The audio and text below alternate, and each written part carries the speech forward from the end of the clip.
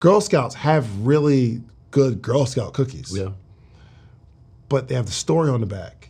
They got little girls selling them. Like it's talking about teaching them leadership and teaching them commerce and making money and how to communicate. That's the story. So, I mean, I've had better cookies, but if I see a little girl selling the cookies, I'm buying more. Yeah, that's a fact. Because it's a story and they figured it out. You know what I mean? So anything that we're selling, it's this, you have to tell a story. You have to. Are you ready?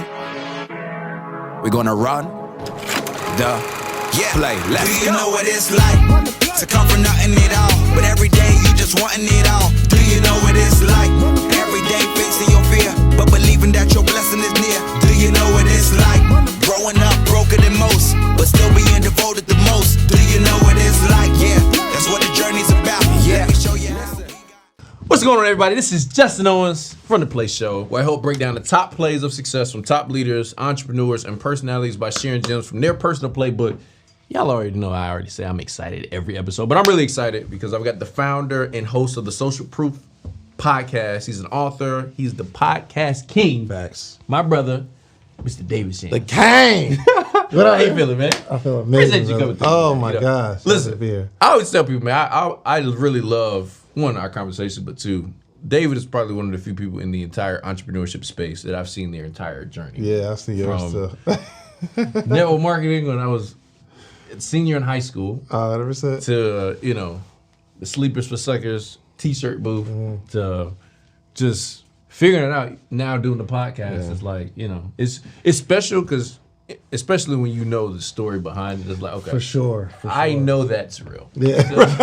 I don't know everybody's story. I don't know if it's real. Right. There are a lot of people that I'm like, okay, this one, I don't care what y'all say, that is real. 100%. Yeah, I've been able to see your journey too, man. You were just coming with your, I remember it like it was yesterday, bro, because you were just super slim, but the suit was huge with the baggy suit, but was just always sharp, always could communicate an idea. Yeah. Right? And you definitely built in that company.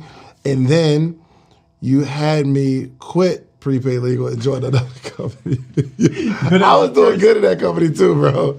So he bring me over to this guy's house, and he's like, yeah, man. I was on my way to a conference too. It was like, I was going to get recognized on stage and stuff like that. And it was like, yo, just don't go. Join us. I felt like I got recruited by Death Row.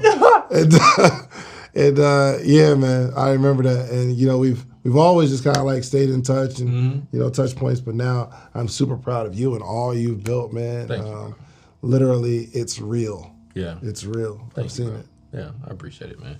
So let's get into it, because people see the David Shands today, and it's like, all right, cool, man, I'm going to do your podcast too. But in my opinion, you tell me if I'm wrong, but a lot of things that you do now are connected to the way that you've done business your entire life. 100%. Like a lot of the relationships they weren't developed yesterday, they were developed over time. So for me, I would like to go back.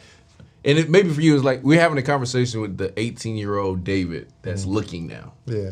Like, okay, where do I start? All right, so for the guy that's looking, it's okay, I want to get into business. What are some lessons that you can take from, let's start network marketing, because that's where we first met. Yeah, for sure. What did you learn there in that experience that you've taken with you continuously? Environment is everything. You just got to be able to see it first before you have it. I remember being in the back of a room of a network marketing presentation, and they're like calling up all these people who are making six figures. Mm-hmm. Oh my gosh, $100,000 a year plus, and everybody's screaming. And I would see these people that look like me, but just more professional. Mm-hmm. You know what I mean? I seen like black people walking across the stage talking about in a small hotel room, and it wasn't fraudulent either. Yeah. You know what I mean? Yeah. So Alistair Edwards would like show me his checks, and I'm like, this is incredible. So I saw the fact that I can be successful and happy and not have to hoop or rap. Because those are the two things I was following, because those are the two things I saw success of. And then I sold a little bit of weed. I wasn't that good at it. It seemed like I was always selling it when I didn't have no money at the end. I was spending all my re-up. Like, where's my profit at? But those are the things I saw that were success. Mm-hmm. So I tried them all. Yeah. So then when I saw network marketing, I said, "Ooh, I could do that too. I could try it." Mm-hmm. So I would definitely say you just got to see it, get a vision from somebody else of what success and happiness could look like. And I'm like, yo, all you got to do is tell 3 people about this joint. Right. And those 3 tell 3, and you make $1 million. It seems so simple. It's up. In theory, it should work out perfectly as they explained it. For sure. But and here's what I found out. It is that simple. The hard part is getting yourself out of the bed to do the work that the mentor is telling you to do. Yeah. I agree. Like, it is simple. Like, yo, you introduce 3 people, but they just don't tell you that you have to talk to 30 to get to 3. Right. And then out of the 3, as soon as out of the 3, those 3 won't be there long, right? So you got to get another 30 to replace those 3. Then you got to teach those 3 how to get 60, right? So the concept makes perfect sense, but the hard part is you doing the work. Yeah, no, I agree 1,000%. It is, in theory, it is simple. People make it challenging because people change, you know. People leave companies, people stay, people don't do stuff. I feel like it's the best breeding ground for entrepreneurs. I'd be surprised sometimes the people that I've heard. I'm like, you did network marketing? Like, yeah, I did it for like 6 months when I was there. And I'm like, it's a part of so many people's story. Not because it's the only place to make money, and not because it's necessarily the best place to make money, but I do believe it's a place you get a lot of skills. Yeah. Some people's first exposure to personal growth and self-development is in network marketing. Yeah, 100%. They didn't even know what it was. I personally didn't know what it was. I didn't even like reading at the beginning, but I'm like, okay, they say you need this to be able to make some money, so let me. That's another point. Not only do I not like reading, I didn't even know that was a part of success. Right. So again, they're saying, okay, read this book. We can read the words, I can spell, but the hard part is what has to happen inside of me to make me want to sit down and read this book, especially because after I close the book, I'm not going to be successful. Like knowing that this is a part of it, but it's not even gonna show up today. Right. You know what I mean? Yeah. That's the tough part, bro. The thing is beautiful because you have a product and all you gotta do is sell the product. Bro, the company sends the receipt, the company delivers the product. Like if you tell a friend about it, the company makes sure that they're in the right place and they get paid and all you have to do is sell the product. Yeah. But the hard part is selling yourself on the fact that I'm gonna go do this work, and that's anything. But that is just a beautiful breeding ground for sure. For sure. Because you get like an instant mentor. Like, how do you find a mentor if you're 18 years old? That's successful. Who's successful is gonna take this kid 18? Let me rock with you and talk to you every day. Right. Yeah. No, I agree. Now, what I would say, they probably don't tell you. It is very important to choose who you sign up with. They tell you it's equal. It is not, my friend. I'll tell you that right now. But if you're already in that situation, you just gotta tough it out. But like, tough it out. Go over that person, find out who that person is. There's always somebody above somebody that's making money, and if you get to that person and show that you're actually doing something, they'll pour into you. So it is important. I feel like that's that part. People try to make it seem like it's not. Yeah, you're not even supposed to say that out loud. I know, but it's very true. I'm just telling people the truth. I know. It is definitely who you work with, a part of it. All right, so we learned some stuff from network marketing. And then you had the clothing brand, Sleepers for Suckers, which you still have. I shouldn't say you had, but you still have it. What lesson did you learn from that period in your life that you still use today? I learned that I didn't have the eye for design, but I also learned that people weren't buying the designs anyway. So I'm trying to sell people on the fact that the quality of the t-shirt's amazing and this design goes with, this design is cool and the colors go with your shoes, and people weren't buying it. But once I started explaining what the brand meant and people can identify with it and I can connect with somebody on the message they buy, I'm like, wow. So that's what, like my first design, I had one design, it was terrible, and the logo is really small in the back. And people weren't buying it. I mean, I was trying to give the shirts away. And I started telling people, I didn't have the shirts at the time, but I started telling people all about the brand because I'm just excited. And people's like, yo, I want a shirt, I want a shirt, I want a shirt, without seeing the shirt. I said, oh, they bought it. They bought the story. They bought the concept. I'd be talking to like one of my guests at the Cheesecake Factory, telling them about the concept of what I do. They'll give me the $20 and say, yo, can you get me a shirt? We'll just connect later. You didn't even see it. So I took the small logo from the back, put it real big on the front and real big on the back, the logo, which still wasn't like a fashionable logo. But I started selling that because I realized it wasn't about the thing, it was about the message. And I have to get good at telling a story. Right. So I used to be selling at the booth. I would see you just explaining to people. But that's 2.5 years later at the booth. I'm in my all-white Cheesecake Factory attire telling the story. So when I got to the booth, when I had a kiosk in the mall, it was easier to make sales because I knew what I was selling, and it wasn't clothing. Got it. Yep. So there's a lesson there, especially if you're in clothing. Like, you got to have a good message, even if your design's not right. Because I've seen some people like, I don't know if that one's gonna make it. Yeah. But even if it's not, that's a good bar. Like, learn how to share the story, and the story you were selling was about the message of Sleepers for Suckers. What it represents, and getting people to identify with it. You know what I mean? So I'm telling people it's a brand geared towards entrepreneurship and anyone that's willing to lose sleep to get what they want. So are you willing to lose sleep to get what you want? And these are the questions that I'm asking. But not even in apparel. Like, we can think of any business. Girl Scouts have really good Girl Scout cookies. Yeah. But they have the story on the back. They got little girls selling them. Like, it's talking about teaching them leadership and teaching them commerce and making money and how to communicate. That's the story. So, I mean, I've had better cookies, but if I see a little girl selling the cookies, I'm buying more. Yeah, that's a fact. Because it's a story, and they figured it out. You know what I mean? So anything that we're selling, it's this, you have to tell a story. You have to. Yeah, that's a bar. All right, so we got the clothing line, then you went to the kiosk, and then now we get into the content creation space. Did I miss anything in the middle? Yeah, mad stuff. I got a story. All right, tell me what I missed. I'm about to fill you in, you know what I mean? All right. So at the event, 2.5 years after, I'm working at Cheesecake Factory 6 years, 2.5 years later. Well, the last 2.5 years, I started the brand, and I was able to like leave my job. So I'm at the kiosk and I'm loving it. I'm making sales. I'm popping. You know what I mean? Because I got this brand that people are wearing. I'm making 6 figures. Well, the brand is making 6 figures. Right. That's the tricky part.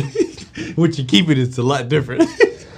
I made less for sure than when I was working at the Cheesecake Factory, me personally, because I'm not understanding overhead. But it's the most depressing thing, actually, when you see the money come in and then it's gone. At first, you're excited about paying bills, like, I just paid $5,000 invoice. And then you're like, wait a minute. That's not good. Oh, for sure. Then I looking back, I realized why selling weed wasn't good. I'm doing the same thing. I'm like, I'm buying this stuff. I'm selling it fast, too. But for some reason, I got no money. And I'm not counting the ancillary things that I'm doing. But I eventually kind of like started figuring it out. Like, I'm getting better at business, right? So a lot of people are there saying, hey, Dave, can you teach me how you left your job? How'd you leave your job? And that's the story that people started to buy. Yeah. So I'm spending a little bit of my time coaching. You know what I mean? Like telling people, just picking my brain. Yeah. And I was enjoying helping people. But eventually it got kind of overwhelming. So I'm like, I'm not just going to sit here. You can't just take my time. At least take me to lunch. Because at this point, I'm still not making a whole lot of money. So a free lunch, it's up. Yeah. I kept doing these lunches. And eventually I'm like, all right, well, I can't spend that time doing it. Right. So pay me coaching. Yeah. Maybe like $50, $100 a month, something like that. But I'm going through this process, and eventually I realized that I was telling people the same things. Like people it's the same question. They're asking like the same 4 or 5 questions, just coming from different people. You know what I mean? And I'm answering the same questions. So E.T. actually told me, he's like, yo, you got to write a book. So I wrote a book. And the book opened the way for me to speak. If you have a book, people want you to speak about your book. So now I got this career in speaking because I wrote this book on how I left my job using these T-shirts. And then that's obviously just community. Since I left my job, I always wanted to like bring people together and start teaching entrepreneurship because I'm doing it one-on-one now, but now just in groups. So yeah, small events, the events got bigger, and literally I'm doing the same exact thing I did 10 years ago. Wow. That's wild. So at what point did you say, all right, you know what? Let me do a podcast? I never said that. But I had this idea, like, again, I'm doing events. And this is really a dope story of how things evolve in your life. So I'm doing these small events, and we used to have like these small workshops. We'll find like a bar or something like that was slow on a Thursday. I'm like, yo, let me come in, bring a whole bunch of people. I'll charge $10 at the door. They eat, they can drink, whatever. Yeah, for sure. Yep. Yeah, you've been to them.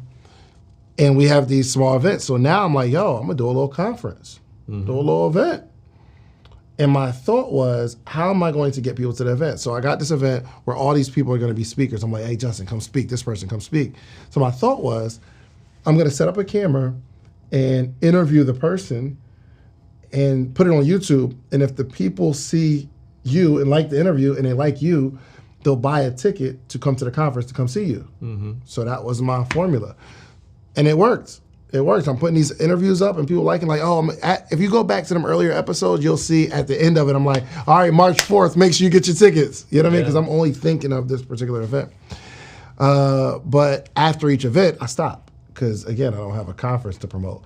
But I'm about to do the next year, so I kick it back up again. And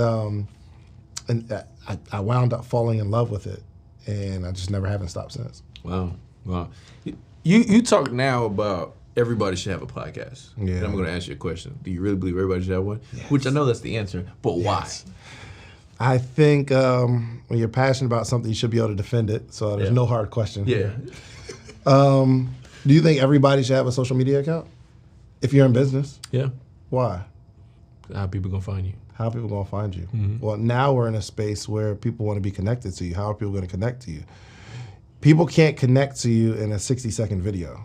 Not nowadays. Think about the evolution. Like all these motivational, there was a time where you could put a motivational post up and everybody's like, yo, oh my gosh. Or you put out a motivational video and it's like, this is amazing. But there's millions of them now. Yeah. Right?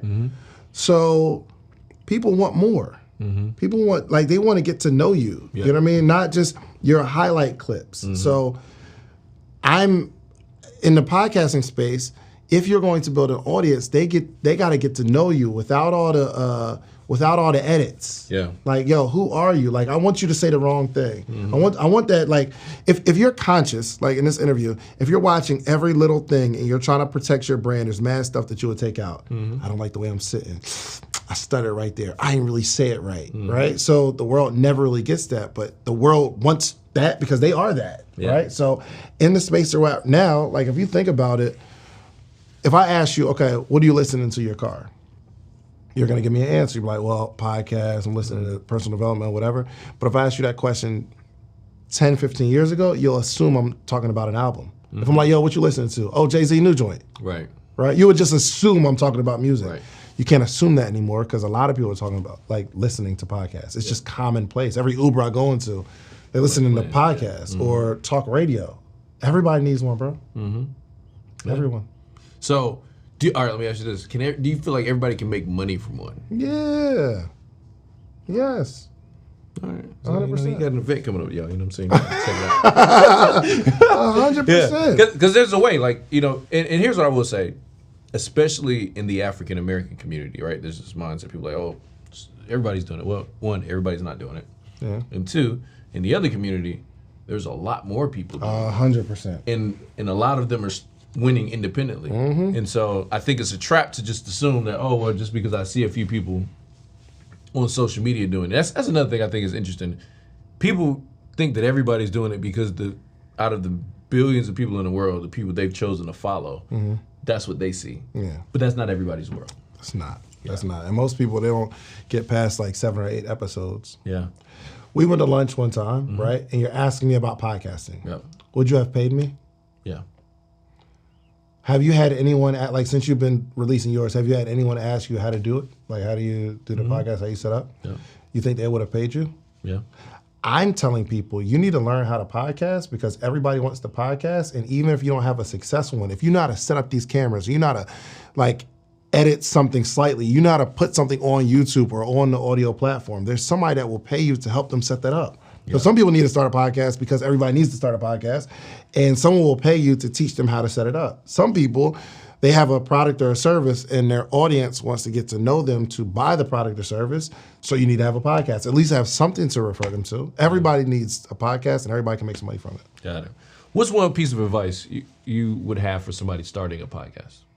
Come up with a good idea, like a topic that you want to discuss. And turn on the camera and discuss it, throw it out there. See if it works. Yeah. How long Well, not do even you see if keep it trying works. I was about to say, how long do you throw out the idea until you say, okay, let me try something different? Until you get good at it. It's not about the views, bro. Like, you are naturally going to become a better communicator by doing this podcast. Yeah, I agree with that. Yeah, from the first episode, I can already tell now. Yeah. So why not just keep doing, even if you don't make a dime from the podcast, this is some of the best personal development you can do. Here's the network marketing pitch, guys. I'm not going to drop a link. No, I do have a link, actually. I do actually have a link. But check this out. So you're doing one-on-one interviews, right? Yep. Do you do some where it's just you? Yep. Okay, good.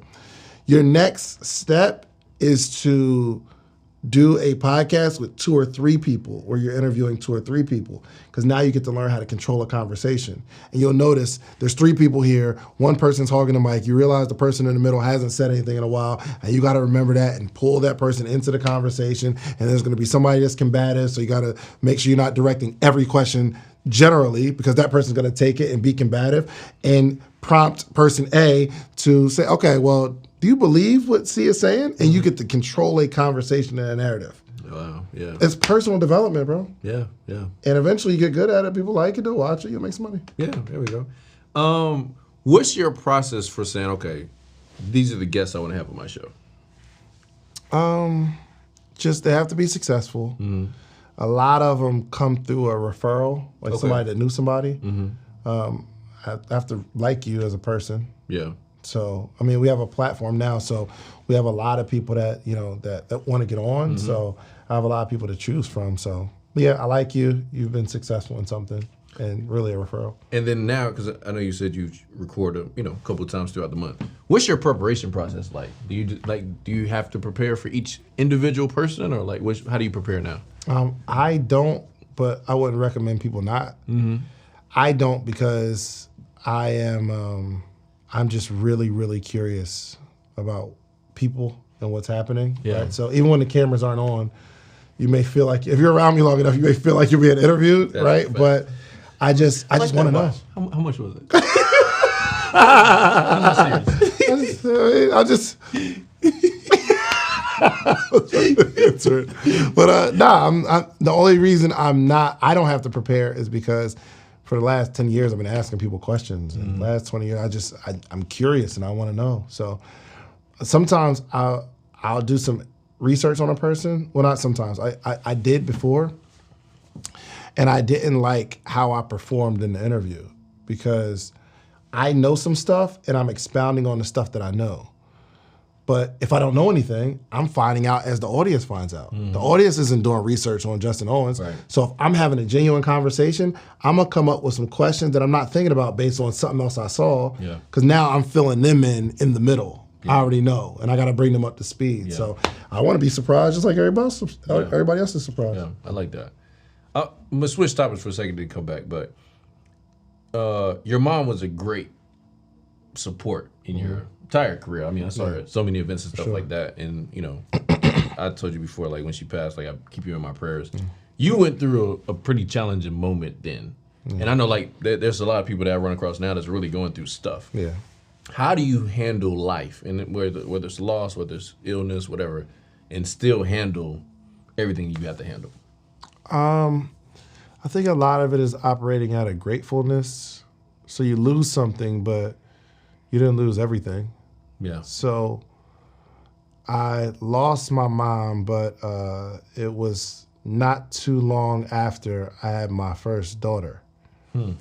So I'm grateful that I had my daughter. Yeah. I could not have my mom and my daughter. Yeah.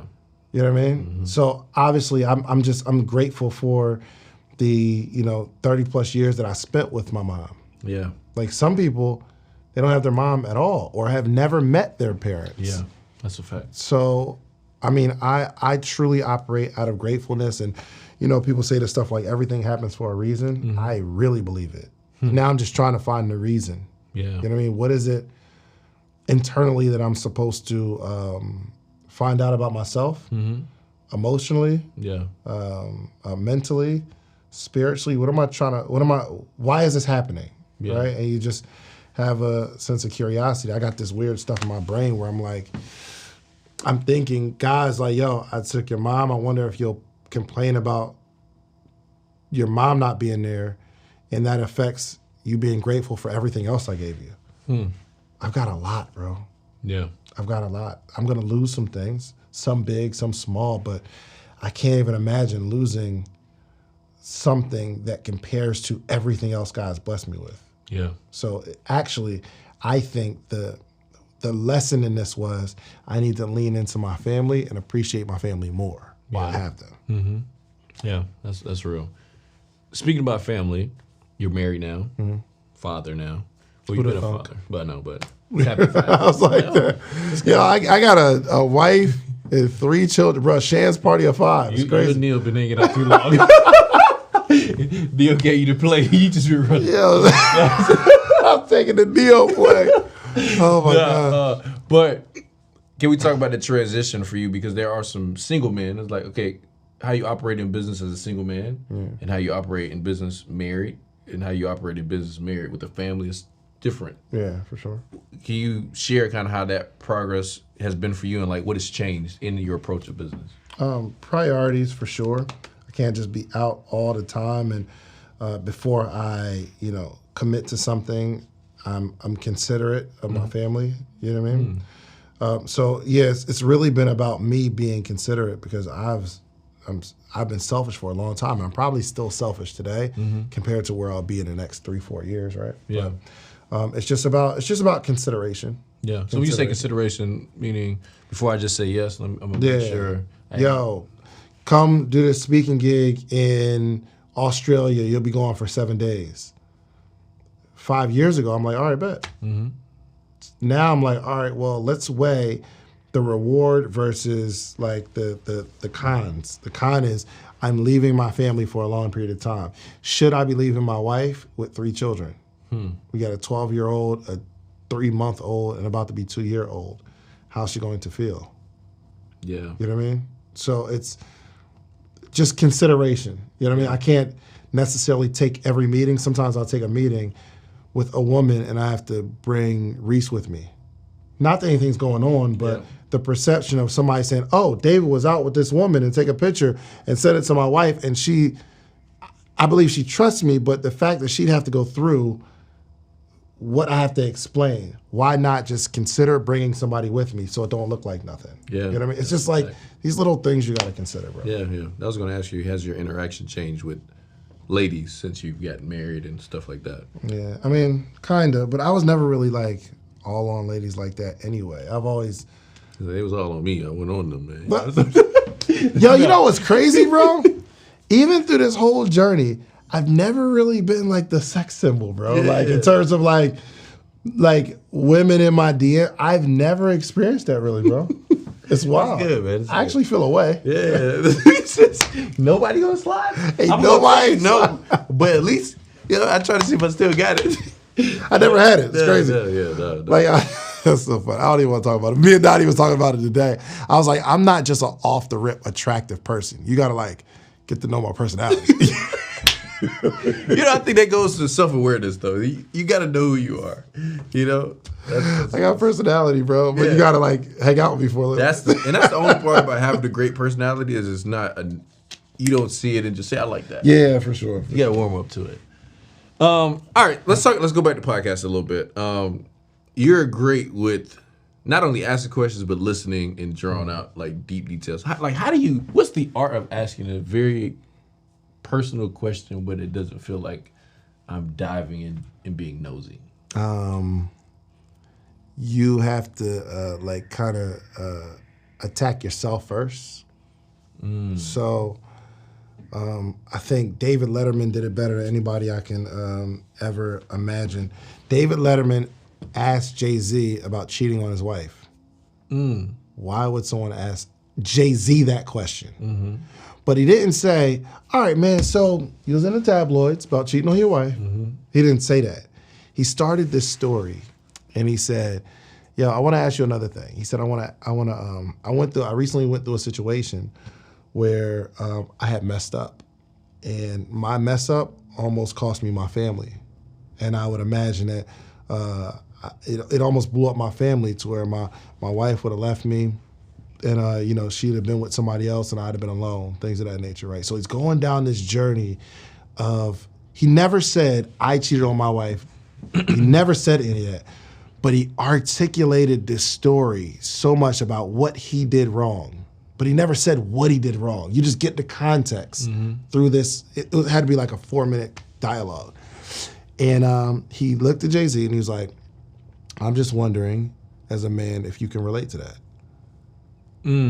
It was fire, bro. I got to send you the interview. It was like, please. It was masterful the way he did it. Now, most in the podcasting space, I see that kind of stuff and I get excited. Like, yo, every workshop I do, I play that clip. Wow. Because it's art, bro. Now, Jay-Z kind of danced around the answer, but he answered the question. And he didn't feel offended. Yeah. You know what I mean? So. Yeah. So as a podcaster, you study people that interview. So you'll look up like a Jay Leno. You'll look up and look at how. Yeah, in different styles. Like Larry King was just super aggressive. Super aggressive, does not care about your feelings, but the way he's asking is of interest. He's like, yo, I gotta get this answer. But it's not like to embarrass you, but to fulfill like my own curiosity. Or like kind of like a Gayle King, or no one's, right now, I love Angie Martinez. Like if you watch her interviews, she goes deep real fast in the very beginning. But it's not, hey, let's talk about death. Yeah. She's saying it with a smile, bro, but she's creating an emotional space in the very beginning with, you know, kind of like that, how you been, and things of that nature, and like what's going on mentally. Yeah. I haven't mastered that part yet, but I watch it. You know what I mean? She's really good, bro. You know what's interesting to me is how, you know, personal development has changed. Because, like, for instance, I have friends that are actors, right? And, you know, I'll be like, oh, I don't really watch TV like that. They'll be like, well, when I watch TV, I'm studying. Yeah. You know, so it's like, but there was a time in entrepreneurship, like, oh, don't watch TV, don't listen to music, don't listen to nothing else. That's what they trained us to do. They just want you to buy their products. You're like, well, what am I supposed to listen to? I'm glad that you asked. It's a 6-piece audio series. But I'm saying that it says that who would think that, okay, you know what, let me study interviews. I'm thinking about it as I'm talking to them, I'm like, yo, that's a good idea. You know, like, okay, let me look at people that are really, really great 100% interviewers. Yeah. And that is personal development if that is the business that you're in. For sure. So, yeah, I may be watching something entertaining, but if I'm taking notes and it's making me better at my craft, well, it's still personal growth and self-development. LeBron James just made a post maybe like 3 days ago, which I looked at. I was like, dang, that's interesting. He said, Bronny, his son is better than all of these top prospects that we're looking at around the country. He was like, yo, it's really hilarious. Like, my son is better than all of them. But what that taught me was he was still studying. Like for him to say my kid is better than all the top prospects, he has to be looking at the top prospects and comparing his son, and not only just looking at the game, but like he's looking at a different part of the game. How the person drives. Does that person have a left? Oh, I'm noticing this person, he had a clear way to go left, but he can't. Right. You know what I mean? Like, yo, that was a bad shot decision based on the landscape. So he's still studying the game. He's LeBron James. Yeah. Which makes perfect sense. Not just watching basketball for entertainment. Yeah. Speaking of him, he's done some incredible things. Yeah. In my opinion, now, he's not my favorite basketball player. Kobe is. And then, because I saw him, that was my generation. Then Michael Jordan. Then maybe LeBron in there. I like D-Wade before him, too. But I do believe off the field, he's probably one of the greatest. Because I don't know of a great on the field basketball, on the court basketball player that also has their kids doing well. Like Michael Jordan was great, but his kids sucked at basketball. You know what I'm saying? Like, his team hasn't developed either. So it's like, as a leader, like somebody should be like shining. You know what I'm saying? Like you should be able to develop something at some point. If I'm out here working with y'all, developing y'all for them to get better. Kobe's daughter was nice too. Yeah. But I'm saying Kobe. He was on the way to do some great stuff. Yeah, 100%. Oh yeah, but, for sure. You know, now you look at LeBron as like, what I applaud is what he's done off the court, from the schools to how he handles stuff with his wife, how he handles stuff with his kids. Like, to be present as much as he is, like there are fathers that do less and still don't show up to every game. 100%.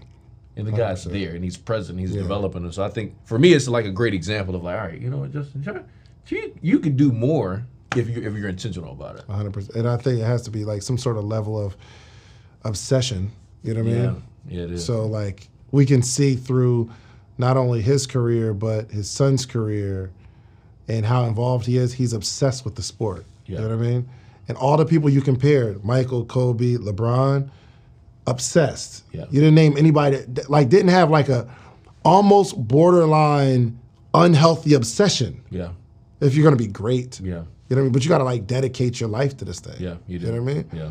And that's the scary part because you got to dedicate your life to something that you're not sure exactly how it's going to play out. Yeah. But if you dedicate your life to it, in your mind you have an idea. Yeah, for sure. Like nobody can tell you that you don't know. He's like, yo, I know exactly how this is gonna play out. Yeah. Like if you ask Kobe 20 years ago, like how his career is gonna, he would tell you exactly how it's gonna play out. Yeah. I'm gonna be a Hall of Famer. Come on. You know what I like about Kobe? You know, we'll jump back to this other stuff. He is one of the few people that said everybody wanted to be like Mike. They think about it as kids, everybody's like Jordan's be like Mike. He's the only person that did it. If you think about all the kids, like even if you watch his clips, you've seen a clip where it's like him and Michael. Yeah. It's like this dude really was studying this Obsessed, guy, bro. and I was going to be like him. Yeah. And I did it. You know what I'm saying? Like I literally did what I said I was going to do. That's a Out fact. of all the kids in the world that watch Michael, Yeah. he's the guy that said I did it. That's a fact. Yeah. That's a fact. We talk about kids. Do you want your kids to be entrepreneurs? I do. Yes. So if your daughter's like, Dad, I want to go to college. You go to college? Yeah. Only thing I'm scared about for college, bro, is I remember when I went to college, it changes you? This is before the DM days? bro, oh my gosh, bro. Like now that I have daughters, like I'm flashing back to the parties and maybe some of the things that I said to lead certain people on and how like I'm afraid of that, bro. It's before the DM days, guys. I'm just let y'all know. Oh yeah, way before the DM. You gotta say something crazy. Yeah, nice. Yeah, nah. You know, it does change you, bro. Oh, I didn't man. go to college, but listen, I went to homecoming this year for the first time, and I said, I see why people go into debt for this. This is Bro. absolutely incredible. It's lit. It is the time of your life. Yeah. Yeah, But I think now in 2023, you can really skip all of that. I mean, people get PhDs literally just. Yeah, I don't think it's as much of a conversation as it was in our time. Like, because after high school, you go to college or military. Yeah.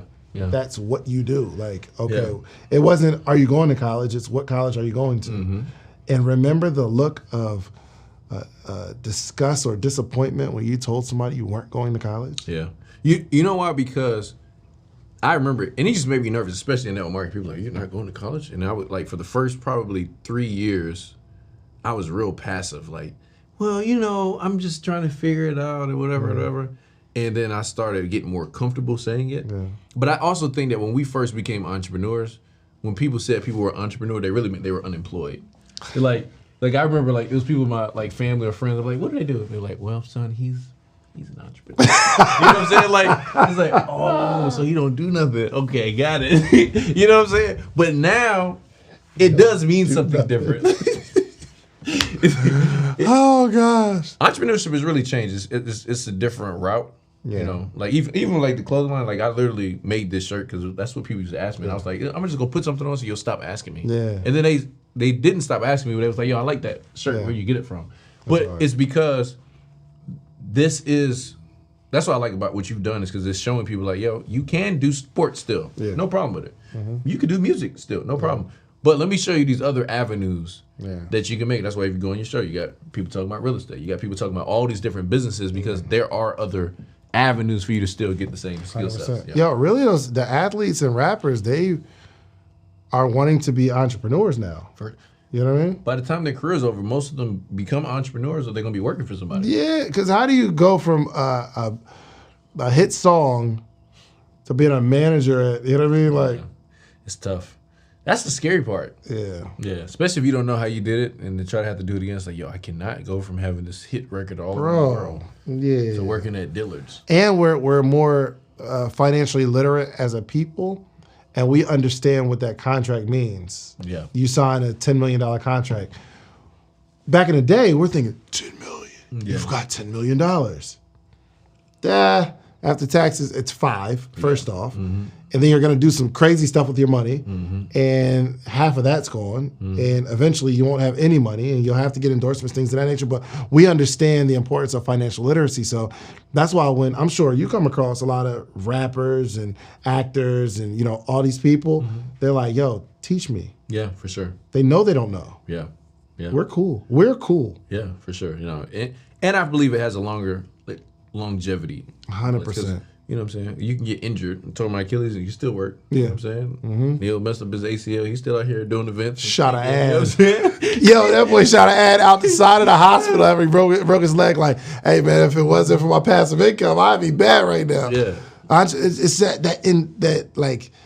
that creativity, ingenuity, like just being intuitive on what's going on in the world, bro. We're lit, man. Yeah. I won't want to be nothing else. That's a vibe. How in business today, how do you measure success? Happiness. How happy are you? Yeah. It used to be a dollar amount for sure. Especially when I was single. You could say a dollar amount. I make 6 figures. Yeah, facts. You know what I'm saying? Outside. Yeah. Facts. Balling. Yeah. But yeah, now it's happiness. And I hate saying that money isn't important, because the people watching this won't realize how unimportant money is until you get a bunch of it. Yeah. It doesn't make you happier. Some people, it makes them more anxious, because now the idea is, yo, how do I not lose it? Yep. How do I protect it? Yep. You get a really, really nice car, but you don't want to go out too late for the fear of someone trying to take it from you. Right. And we never had that. You got a watch on, right? So you got to sometimes tuck your chain. And for sure. Bro, I was in New York yesterday. And listen, I ain't no punk, first off. Yeah. First off, my hotel was like a 7-minute walk. I tucked my joint. You know what I mean? Yeah. I did tuck my chain. I'll be like, you know what I'm saying? Let me just put this away. For sure, This bro. is too much. Some of the anxiety, if you are, especially like in the space that we're in now, right, where entrepreneurship, we're known for building something. Yeah. If y'all don't think like some months are slow, you guys are crazy. I don't care who you're looking at. Oh, for sure. Your favorite entrepreneur, your coach, the one you paid all that money for. Listen, they have a slow month. And now the anxiety becomes, wow, what if I have another one? You know what I mean? Like some people are like terrified. Yo, I built this persona, this brand, and I built this business, but something happened in my industry where it hurt my income. Yep. I don't want anybody to experience that type of anxiety, especially like the pride of a man to say, yo, I built this today, but tomorrow it's shaky. Yeah. Like, bro, you won't. I measure success by happiness. Yeah, I agree. And I feel like, you know, when I look at other entrepreneurs, you look at most people that have done it for a long time, they've made little pivots and changes throughout their career. Even if you look at like a Jay-Z, like, okay, he made a lot of money in music. Yeah. But, you know, it ain't the records that's paying his money now, but he did the right thing with what he got. For sure. You know, and he's probably still made some bad investments. I've made some bad investments, like, dang, probably should have did that one. You know what I'm saying? I've started a business and I'm like, dang, I wish I could take that one back. You know what I'm saying? Yeah, for sure. It probably costs a little too much. Yeah. Know? But I think that's also the learning process, but also having mentors, like people that you can bounce the ideas off and be like, listen, I'm not trying to talk you out of it, but let me tell you my story. 100%. You know, and you can still go down that road. Because the part of it is like sometimes you don't want to listen to people that didn't have success, but it's like also at the same time you got to listen to like a little bit of wisdom of the challenge. For sure. You know, so like even, you know, having a conversation with you about the podcast was helpful because it's like it was a lot of things I avoided. And some other friends, I talked to Anthony and a couple other people. It's like, okay, these are some things you can start doing from the beginning because I messed up all this stuff. 100%. 100%. What would you say to somebody that's looking to get into podcasting and say, okay, look, don't do that. That's a terrible idea. I would say don't not do it. Even if it's a terrible idea, do it. Do it. Because there's a million things that you probably shouldn't do. Or I can tell you shouldn't do something, but the way you're doing the thing that I told you not to do will be the thing that makes you millions. Right. So I encourage mistakes. Yeah. Like if I try to take every mistake from you, then you won't learn. Yeah. You won't grow. You won't find your own secret sauce. So that's why I'm very careful, even when I'm teaching podcasting, I'm very careful of telling them the way that I do things because that's the way that I do them. There's some foundational things that work, right? Yeah. So I drop twice a week, right? So, or let's say, for instance, the standard is you should drop 1 episode a week at least. Mm-hmm. Well, maybe you have a whole nother plan or idea to drop once a month and you're building up anticipation and you are promoting and marketing this 1 episode all month. Now, I don't know how that's going to work because that's not what I did. Right. But I don't want to hinder your concept or your idea. Don't just start following what people say. Yeah. Right. Take some things of what they say and make it your own. But the only advice I would have for somebody is to not do it. Just don't not do it. Yeah. Get a camera, get a microphone, record, put it up, and put it out. Even if you don't like it, especially if you don't like it. Because I want you to know what it feels like to put up an episode that you don't like. And you see a comment where somebody like, yo, that was amazing. Mm-hmm. You like that? You don't like it because you be with you and you know that's not your best work. Yeah. But to somebody else, that saved their life. Yeah. So put it out. You got to start real bad. Hurry up and mess up. Yeah, I like it. Any pet peeves with podcasting or what you see in the podcasting space right now? Starting and stopping. Starting and stopping. But now, would you consider starting and stopping like the people that do like a season and it'd be like 10 episodes and then they stop? That's a reason to quit. That's just an excuse to quit. When the people do seasons? Yes. Oh. That's an excuse to quit. TV shows may be a little different because it takes a little while to shoot, but you're running out of content or you're running out of guests or you're running out of something. We think... you can break it up into seasons, but don't let it stop your cadence. Okay, this is the last episode of season 2. We dropping every Wednesday. This is the last episode of season 2. Next Wednesday should start season 3. Right. So basically, he says you're not the network television show. Well, you're not Power, bro. What's wrong with you? You're not Stars. This is not anticipation being built. It don't 50 Cent posted for you. It don't take months to shoot an episode or weeks or days. You a day and you just put it out. Because it's not so with, let's say, like Stars or all these different networks that have these shows. You have a season and you got to come back with it takes a little while to get it all together, shoot it again, get budgets, all that kind of stuff. Mm-hmm. But we used to watch shows like Martin every single week. Yeah, that's a fact. For years. You know, here's what I just thought about something that's interesting is, yes, the network may do seasons with shows, but they don't stop. No. Like Stars doesn't disappear when Power is done. 100%. They still have other shows going. So if you do want to stop, then you need to have something going on. 100%. Something's going to be in that slot for sure. Yeah. Because it's a network. So the network never quits. Yeah. The network is, okay, this is the end of this season, show A. Next week, show B, season 1. And it keeps going. But it's just it's a reason to quit. That's my biggest pet peeve, bro. Stop stopping. Because you're going to lose. It's hard. You know how hard it is to launch a show and get some momentum. If you lose it, it's 10 times harder to get it back than when you first started. It's like no marketing. Oh my gosh. No, stay, please. It was my fault. Yeah. Bro, yeah. Like people gonna they're listening to something. Yeah. For sure. Yeah. So when you stop, they're gonna listen to somebody else.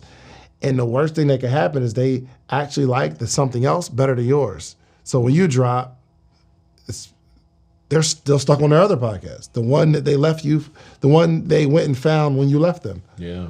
And now I can't even trust you because I don't know how long you're going to be around. Let's talk about personal challenges in the podcast space for you. Mm-hmm. Any personal things you went through? You're like, yo, this was just... Yeah, I mean, figuring out the titles and the thumbnails and I guess, and kind of figure out how to navigate a conversation and you get somebody on that other people think is a scam, but you didn't know they had scammed somebody. I didn't know. That was cool when I was talking to them. Yeah. They got some receipts. They made some sales. They're good at something. Yeah. But you put it up, and everybody, yo, this is a scam. They took my money. Like, dang. So do you take those down? No. No. Yeah. No. Especially if I learned something from it. Yeah, yeah. So that's when you stand on what you do. Yeah, I mean, no, I don't take it down. Yeah. Have I ever taken anything down? No. Never took anything down. I like it. That's Not good. saying that I won't. Yeah. I mean, any situation can happen, but nah, it's cool. Yeah. When you're going to like interview these experts, people in the business, you ask great questions, and I know you say it's part curiosity. Do you study great questions? You're like, okay, this is a great one, and I'm like, let me just hold that one here, or like, how do you develop the questions that you have? No, I don't. Sometimes, like, I'm always looking for a good question. You know what I mean? It's not like I'm researching, okay, these are some good questions, because I don't know what the questions are going to be. Yeah, for so sure. some people, their PR people will say, okay, give me a list of the questions you're going to ask. And I'm like, I don't have any. I have no idea what I'm going to ask the person until after they ask. I'll ask a question, you'll answer it. Yeah. Most of my next questions are going to come based off that answer. Yeah, for sure. It's like, we don't know what's going on. I feel like those are people that be nervous about, they either probably don't want you to touch on a certain topic. Yeah. Or they're just super nervous about having conversations with people. Yeah, but you got to make people feel comfortable. Halani was super nervous. Mm-hmm. This was her first interview ever. Yeah. And we just talked, and, she was comfortable. Alex was super nervous. That was his first interview. Yeah. He brought a bottle of wine and everything. I always tell that story. He brought a bottle of wine, bro. And I'm like, yo, Alex, it's nice of you, man. He said, yeah, man, just want to appreciate you, man. You know how Alex talks. Yeah. And eventually, he just felt comfortable enough to, like, just open up. And most people, when they sit down, they are guarded and they don't know. They don't want to say the wrong thing. Yeah. But, again, it's an art of doing hundreds of interviews and thousands outside of a podcast, where you really have to pay attention to the person and how they're asking questions. So if they're real reserved, you can't be aggressive. You've got to be kind of reserved and dance around the question that you want. And then they'll dance around the answer. But eventually, they get more and more comfortable, and you see them open up like a flower. There's something that they really, really are passionate about and they want to talk about. It may not be the business. It may not be their kids. It's something. It's something. You'll hit a hot button, and if you're paying attention, the guard drops. Yeah. And then we just stay there for a little bit. And I start asking questions that I want to know around that guard dropping topic. You know what I mean? And we can segue in, and now you trust me because you know I'm not trying to attack you. Yeah. You know what I mean? Yeah. That's what people don't want to get. It's like the interviews, people get like sucker punch, like Mike Tyson be like, I just told you, don't ask me about that. Yeah, man. Yeah, if you tell me not, you know what I mean? Like this one person I interviewed, they just got real comfortable and they started talking about some numbers. And then afterwards, they was like, yo, can you take that part out for my safety? I don't want people to, you know what I mean? I'm like, all right, yeah, no problem. Okay, so you would cut stuff out like that? Yeah. Mm-hmm. Yeah, that's good to know. So, but yeah, just making people feel comfortable. Again, this isn't like interviewing. It's a human being in front of me. And I want to get to know who the human being is, and I don't want you to be guarded, and I want you to just get comfortable. Like your first date with somebody, they're guarded. Yeah, for You don't know what they've been through. So you can't just go in like, all right, so what's your plans for the next 5 years? Like you got to get to know like what they're interested in. And when you find what they're interested in, we could talk for hours about that. They open up. Yeah. What's something about your story that probably most people don't know, you feel? Something about my story that most people don't know. That's a really good question. I don't think there's much because... I didn't know you sold weed before today, so that was good to know. Oh, yeah, for sure. I wasn't good, bro. I'm telling you. I made enough to be able to eat, like, fast food. It was crazy. I don't know if there's something about me that people don't know or I haven't talked about because I'm so big on talking about the stuff that I'm not good at. Yeah. And that makes me feel comfortable. Let's ask it like this then. What's a skill that you have that most people probably don't know? Well, it's a skill that I have, Monopoly. Okay. I'm so good, bro. Yo, you have no idea. Yeah. I am really, really good at Monopoly. Yeah. That's a skill. Sometimes I cut my own hair. Okay. Yeah. Yeah, that makes sense. Cut my own hair. Yeah. I did that in high school for like 10th and 11th grade. Yeah, it was necessary. My parents were like, you're not getting haircuts anymore. I was like, all right, at least give me some clippers. I gotta figure this out. First time I cut it bald, and everybody laughed at me, and I said, I'll never do that. You gotta learn from your mistakes. That is a skill, bro. Anybody can cut their hair and it look like you went to the barber. Yeah, for sure. That's great. I am, here's one thing maybe. I talk about it a lot though, but I am very, very emotionally guarded maybe, or I don't have like high highs and low lows. It's like real even keel. Yeah. But it's not necessarily a good thing. Yeah, I can relate to that. Because there are certain places that I can't go with my daughter or my wife emotionally. I can't get to that emotional level with you. Yeah, I know what you're talking about. Yeah. I've been there. I'm actually like that in a lot of ways, and I'll be like, I remember I've literally had people in my office, they've cried sometimes. All right, well, get yourself together. Do you need a minute? And it's like, bro, like now I look at it, I'm like, yo, how could you be so insensitive? You know what I'm saying? It's like, so I've learned, I feel like, for me, I feel like that's what the pain has been for in life, is to remind you like, okay, like, I've been now divorced, right? I'm not glad that it happened. That's a failure. Yeah, nobody wants a failure in their record. But what it did make me realize is how easy a relationship could go wrong. Yeah. And how to not judge people that go through relationship problems. So like now, like I think situation, I don't judge nobody on nothing. I'm like, listen, you don't know what's going on over there. Oh, 100%. So I'm not even gonna say anything because I've been in those situations. And then you look at how like parenting changes in that situation. So you look at somebody's like, all right, that is a different dynamic that nobody's really trained people on, you know? So it's like, I feel like sometimes the pain in my life, it's definitely made me be more almost emotional. Cause like I was watching American Idol one time recently, and somebody was telling their story, I was about to tear about to come out. I was like, boy, what is going on with you? Really? You know what I'm saying? But it's just like their story. I'm like, okay, how do I feel these emotions more?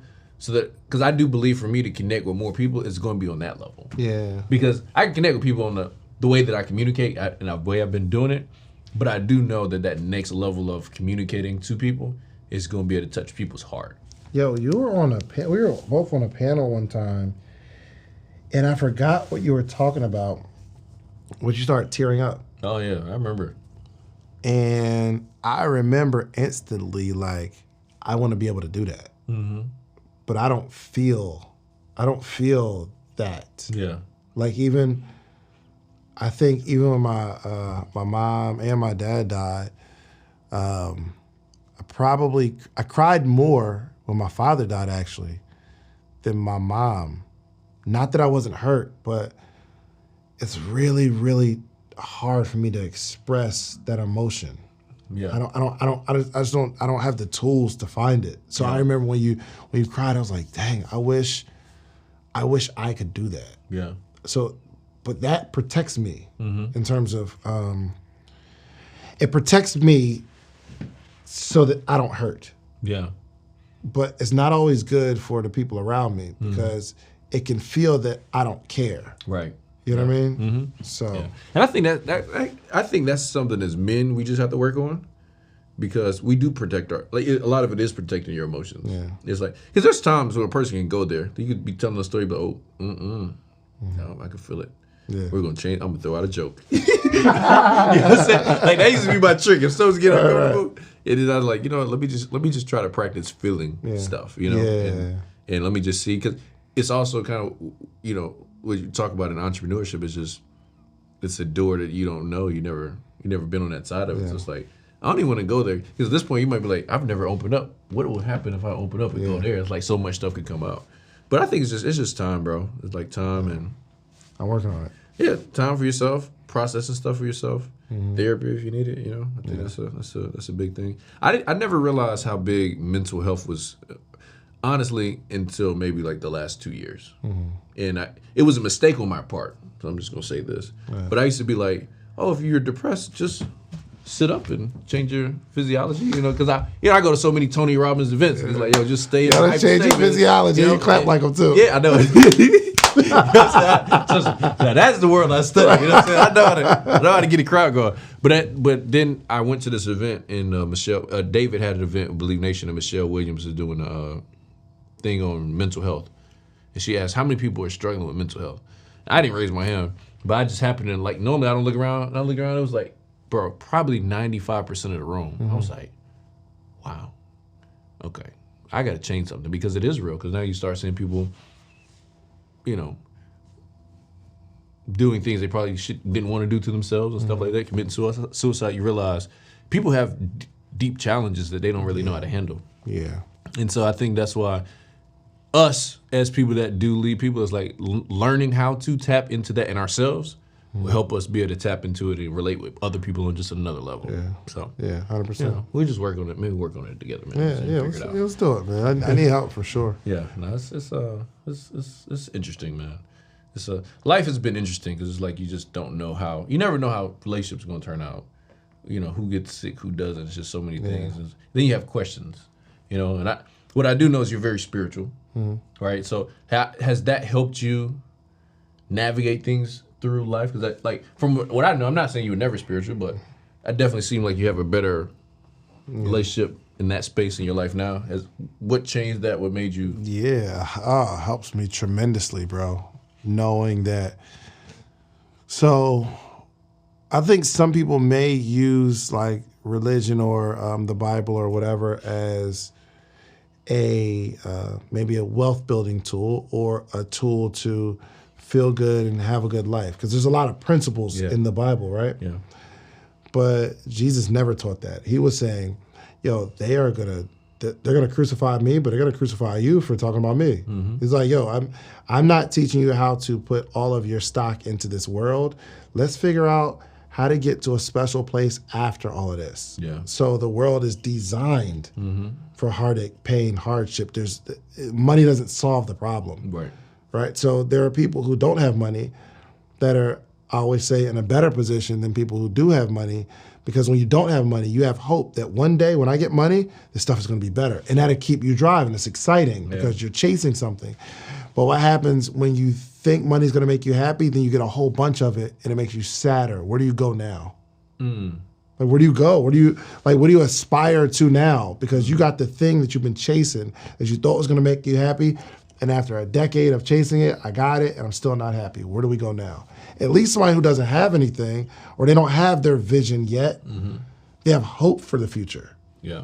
You know what I mean? Yeah. So it helps me stay level-headed, because I know that this world wasn't designed for us to like live happily ever after. There's heartache, pain, there's hardship. Everybody, even the people that you don't think go through anything, go through a lot. Yeah. All of them. Yeah, I tell people all the time, you can have public success and private failure. Yeah. All the time. Or public success, private success, but still feeling empty. Or there's public success, but that comes with some stuff, right? Yeah. Life is a doozy. Yeah, no. I remember when I had no money, I heard people say that. I was like, well, you know what? I would still like to experience that. Hey guys, go find out for sure. Let me find out if what you're saying is the truth. 100%. You're very masterful with relationships. I believe relationships are you hear that, honey? Important. You talking about my wife? Yeah. No. Okay. No, but like super husband? Yeah, no? Relationship? No. Okay. But I mean, she's there with you. She's present a lot. So I mean, you know, a lot of times when I'm with couples and I ask the spouse a question, I always look at the spouse to see if they're telling the truth. Because when you've been married for a while, they just can't help but like turn them a face and be like, answer the question. Like, okay. So how things going? Oh, it's going great. Well, that wasn't necessarily the truth, but we'll talk about that later. You know? But you know, a part of your business has a lot to do with relationships and how you treated people. I teach. This is something that I don't think a lot of people teach on it enough. Is like how to get relationships, but not only that, how to maintain them. Yeah. And you've been able to maintain relationships for a long time. Is there any tip that you can give that you use to develop them, attract them, maintain them? Yeah, don't lie to people. You know, always be honest with people. Don't do people wrong. Yeah. I mean, it's all these things, but it's not that I'm trying to preserve a relationship to preserve the relationship. I preserve the relationship because I'm a good person. Right. Let's work on, if Justin needs help with something, I'll help Justin, not because I want to maintain a relationship for one day wanting something else. Right. I love you as a person. You know what I mean? Yeah. And there's other people. I want to treat people right because I treat people right, not treat people right as a relationship tool. You know what I mean? Yeah. Like internally, do you want to genuinely see people win? Yeah. You know what I mean? So some people are just like super selfish, and man, I've been through it so many times, and you realize that, and here's the thing, I know that a lot of people are using me. I know it. Yeah. I 100% know it. Using you for? Whatever I can do for them. Got it. I mean, even people that are like super successful, you're not my friend because you are my friend. Yeah. You're my friend because, one, it might be a good optic, or two, there's something that I can do for you at some point, right? But as soon as I can't do anything for you anymore, you'll probably stop talking to me. Got it. I'm not naive enough to think that that's so not you the know case. that, okay. But Yeah. you still can operate and have a good... I can, because I love people because I love them, not because they love me back. Yeah. Yeah. It's almost like a Jesus thing. Look, one of y'all gonna turn on me, and I know. I ain't gonna For say sure. I ain't gonna say no names. I ain't gonna point no down. That's, you know what I wish though, I ain't gonna lie, for the Bible's kid, we just had some video of some of these conversations, the body language. It's just like, hey, listen, You act that out. somebody in here. Like, I just wanna know, like, did you get some hints? Did everybody else look and say, hey, you know what you talking about, right? Like, I just wanna know, like, you know that, but anyway, we'll continue with that conversation. But yeah, no, it's real. I think you know what I've learned to understand is, like, one, people are going to use you, and I have to be okay. I can't think that everybody's going to be like me, 1,000%, because most people aren't going to be like me. But I'm okay if we're just mutually using each other. Yeah, Like, let's 100%. just call it that. You know, it's like when you're dating and somebody's like, look, what are we? Okay, well, let's not act like we're in a relationship for real when we're not in a relationship. Like, this is just business. We could just keep it business, and we could be cool in business, but don't act like we're like you just got my back to the end of life, and I know you probably really don't. You know what I'm saying? Well, you can act like that. Just don't say it because you're lying. Yeah. You know what I mean? You know what always bothers me in network marketing, in business? Anytime somebody's like, I'm with you for life, I'm like, I don't know. I don't know. You know, it's Every crazy. time- The person saying it probably maybe even thinks that at the time, but you're so seasoned, you're like, Yeah. But you know what has also changed? Here's what's also changed about my perspective.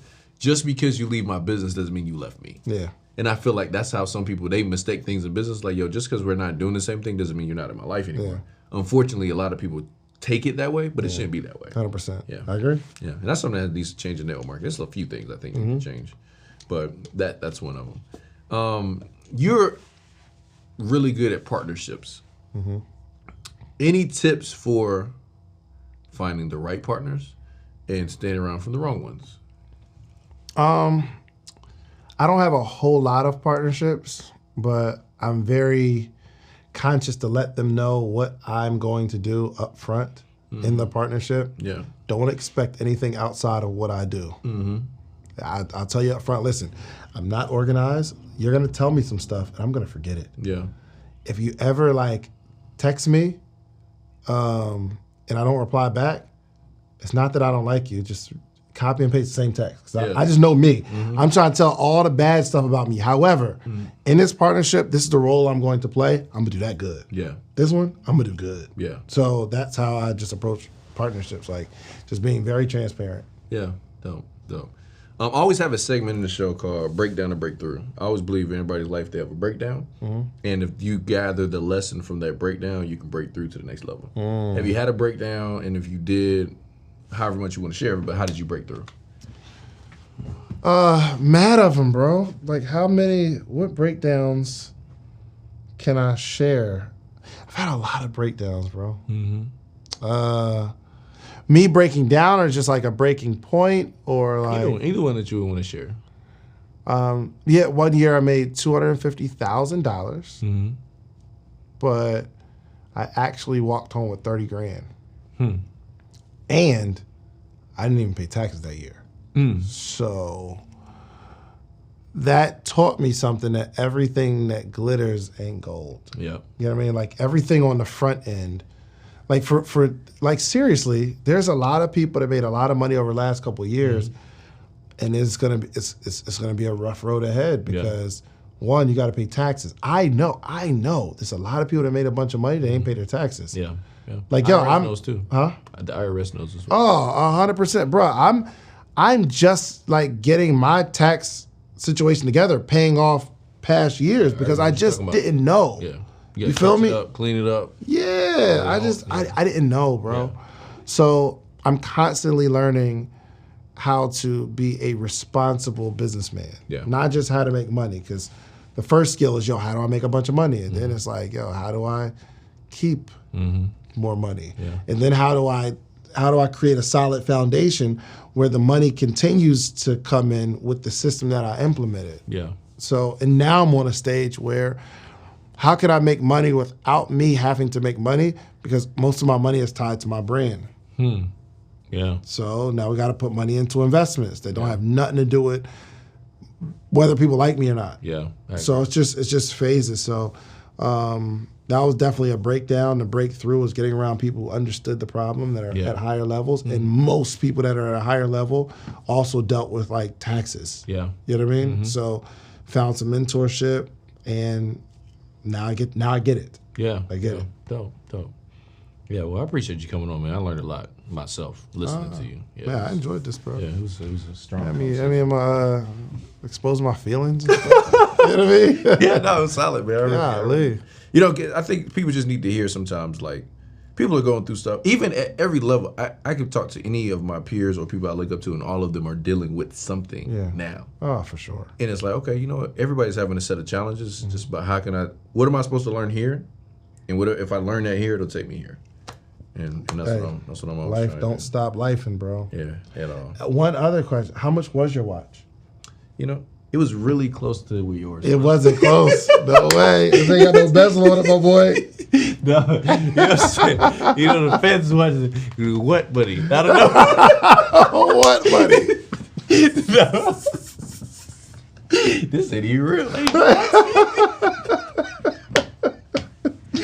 Oh, man. Yeah, this is good, man. You're a good interviewer, man. Thank you, bro. I'm working up, man. Yes, sir. Let's get my stuff together. Yes, sir. I'm saying we'll have you back again, see if we get any better. Yeah, please, absolutely. Yeah, but anytime we got people in the show, I always like leave people at least with something, because you brought, you came here, you got the brand, new HCO, so I know you got a couple pieces of gear. Oh, 100%. I like to make sure you leave here equipped, and you about to work out, so you got some tank tops and stuff in there, too. Oh, you know so. Okay. Thank you, ma'am. I appreciate that. All right. And I don't know if you have David's book, Conceive, Believe, and Achieve, but it's a good book, so I'll put that in there for you, too. Always let me make sure. Oh, wow. Hey, can I put a book in your boxes? Yeah. Absolutely. I like it. Okay. New ACO, it's happening. Yes. Appreciate it. Thank you, bro. Oh, man. So, last thing. I mean to ask you, where do people find you? I know you got a big event coming up for podcasters. Podcastsummit.com. You can go to thepodcastsummit.com or podcastsummit.com. Just go to podcastsummit.com. The biggest Black podcast summit that exists today. Yeah. I'm putting it on. There we go. There's a lot of, there's not even a lot, there's like a couple, but it's heavily another culture. And they just don't teach the way we teach. Right. You know what I mean? A lot of the people, I went to I went to a podcast conference, and I'm just getting to know people, and they're asking me all these questions, and they're trying to figure it out, and they're trying to get some growth on their show. And this one guy's like, yeah, man, because I speak tomorrow on a panel. And I'm like, you speak? yo, no lie, I cannot make this up, bro. It was like 5 or 6 people. Wow. That really had no idea what they're doing in podcasting. Wow. They got a show, they got a little traction, but they don't know how they did it, but they're speaking at this event. Wow. It was crazy. So we are going to have vetted individuals. And when you're watching this, we have one coming up. I don't know what year you're watching this, but we have one coming up. And just go to podcastsummit.com. It's going down. Good deal. Well, I appreciate you coming through, bro. And of course, y'all can find them on Instagram, Sleep for Suckers. Sleep is for Suckers. Social Proof Podcast, man. Subscribe to the Social Proof Podcast. Social Proof Podcast, man. We got a Social Proof Podcast network, too. Donnie Wiggins, she got the... She has a Full Transparency podcast. We got a Growing Pains podcast. So a bunch of, it's like 5 Gen Z entrepreneurs that's like figuring out life. So their Growing Pains podcast, they're on the network too. So I just want to shout out those 2 podcasts as well. All right. Good deal. Well, listen, shout out to my boy David Shands for coming through. Y'all just got some plays. Now you know what to do. Go run it. We'll see y'all on the next episode. What's going on? Listen, make sure you guys go to RunThePlayStore.com. Get your official Run the Play gear. We talk about shirts, socks, jackets for everybody that's Run the Play all across the world. Are you ready? We're gonna run the play. Let's go. Do you know what it's like to come from nothing at all, but every day you just wanting it all? Do you know what it's like? Every day facing your fear, but believing that your blessing is near. Do you know what it's like? Growing up broken than most, but still being